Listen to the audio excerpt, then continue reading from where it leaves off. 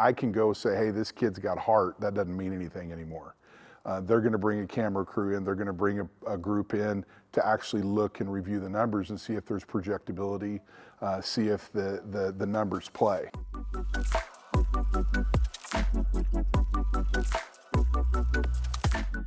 Analytics is a massive part of the game now. But heart, drive, competitiveness, all those things I think still have a place in the game. You know, the old adage, hard work beats talent when talent doesn't work, you know, still applies. However, with analytics and those numbers, as the pro baseball player that just talked to you pointed out, which happens to be my son, he talks about numbers not lying.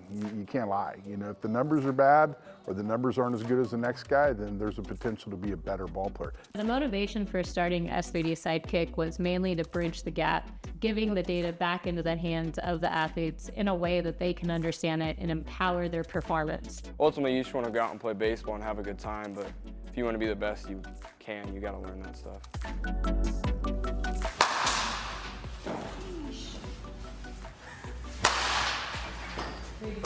Data is going to tell you if you're getting better or not. If the data isn't getting better and it's not improving, then you're going to understand, okay, my regiments and what I'm doing ultimately aren't making me better. So, you know, you're going to find, like I said, different routines and what works with you.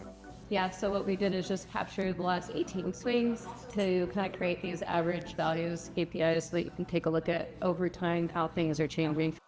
Yeah, it's very beneficial for an athlete to utilize this type of a program because they can track their performance over time. They can understand the movement of their body, get a better feeling of how their body is actually moving with the data and the video of their movement patterns, to better perform, reduce injury, kind of understand their biomechanics.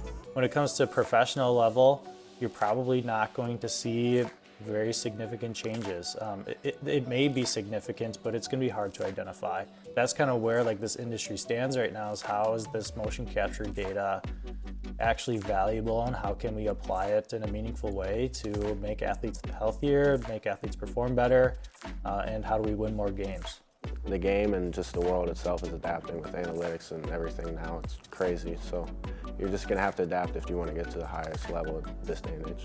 Like the fundamental, like, oh, he hits the ball 325 yards dead straight. Like, yeah, if you're any good, like anybody at that level can do that. It's about the little things. Like you can see the angles, velocity, everything. You have to be able to understand what's going on and then understand that it's going to take time to fix, but you have to want to be able to fix it. There's a couple pain points when getting data to athletes or to a trainer.